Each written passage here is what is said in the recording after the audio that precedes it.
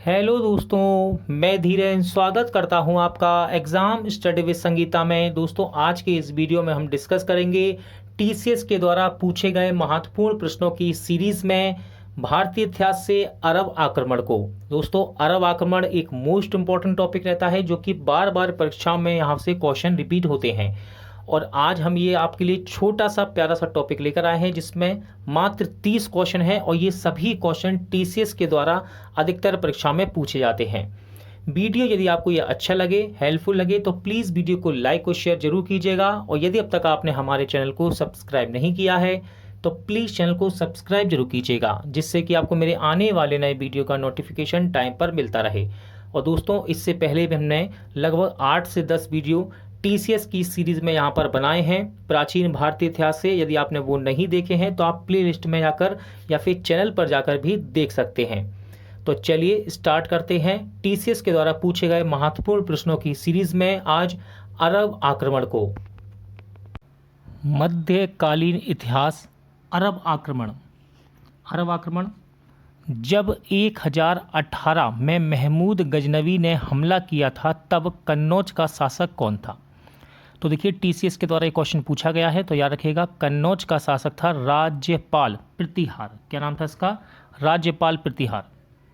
1026 ईस्वी में प्रसिद्ध सोमनाथ मंदिर पर किसने आक्रमण किया और उसे लूटा? इंपॉर्टेंट क्वेश्चन है। सोमनाथ मंदिर पर आक्रमण करने वाला व्यक्ति था महमूद गजनवी। 4 बार ये क्वेश्चन रिपीट हुआ है, ठीक है, और टीसीएस के द्वारा पूछा भी गया है। किस तुर्की शासक ने 1000 और 1026 ईस्वी के बीच भारत पर 17 बार आक्रमण किया था? देखिए, 17 बार आक्रमण करने वाला तुर्की शासक का नाम है महमूद गजनवी। अल-बरूनी किसके साथ भारत आया था? देखिए, यह एक विद्वान या आप लेखक कह सकते हैं। अल-बरूनी ये किसके साथ भारत आया? तो ये महमूद गजनवी के साथ भारत आया था। सुल्तान महमूद शासक था, तो देखिए सुल्तान महमूद शासक था गजनवी, ठीक है, गजनवी। अल-बरूनी की अरबी कृति जिसने उपमहाद्वीपों का लेखा जोखा दिया है उसे क्या कहा जाता है? तो देखिए, अल-बरूनी की इंपॉर्टेंट बुक है ये, इसका नाम है किताब अल हिंद, ठीक है।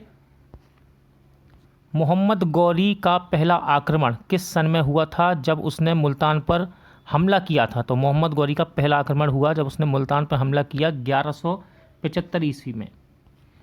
मोहम्मद गौरी की पहली बार किस राजपूत राजा से मोहम्मद गौरी को पहली बार किस राजपूत राजा ने हराया था? तो उसका नाम था बघेल भीम।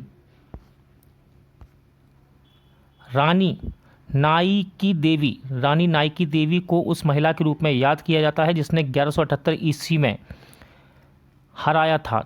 आंसर है मोहम्मद गौरी को हराया था। तराइन के प्रथम युद्ध 1191 ईस्वी में किसने किसको पराजित किया था? देखिए, तराइन का प्रथम युद्ध इम्पोर्टेंट है।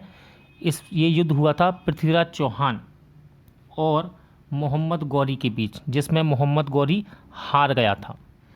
तराइन के द्वितीय युद्ध की बात करेंगे। तराइन के द्वितीय युद्ध में, जो कि 1192 ईस्वी में हुआ था, किसने किसको पराजित किया था? तो देखिए, मोहम्मद गौरी ने पृथ्वीराज को हराया था द्वितीय युद्ध में।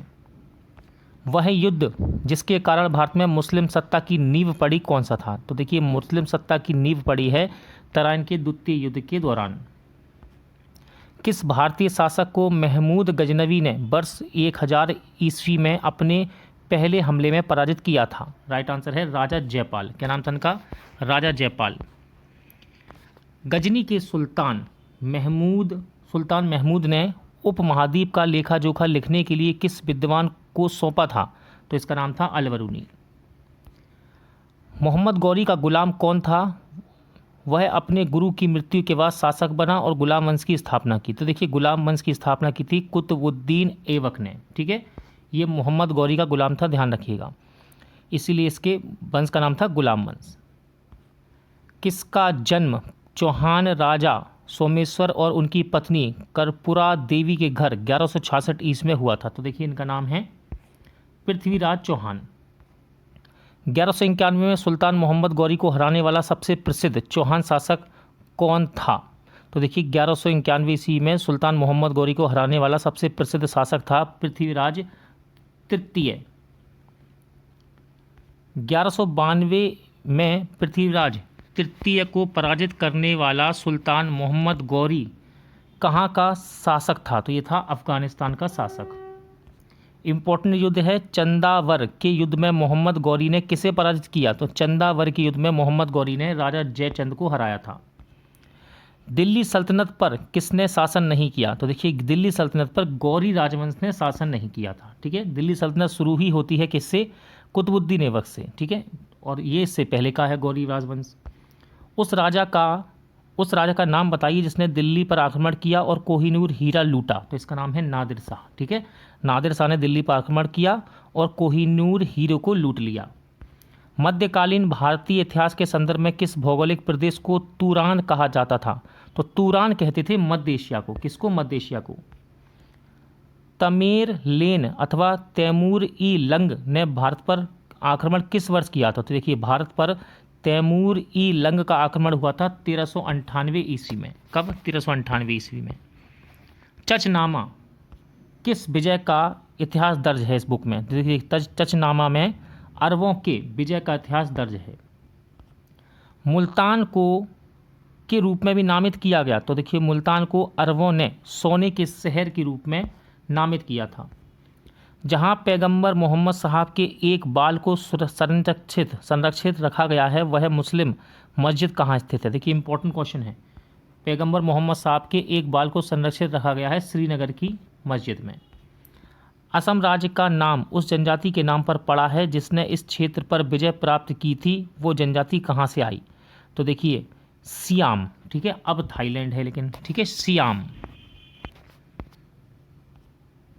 कुबलई खान द्वारा स्थापित राजधानी शहर डेडो कहाँ स्थित है? तो कुबलई खान द्वारा स्थापित राजधानी शहर डेडो ये बीजिंग में स्थित है।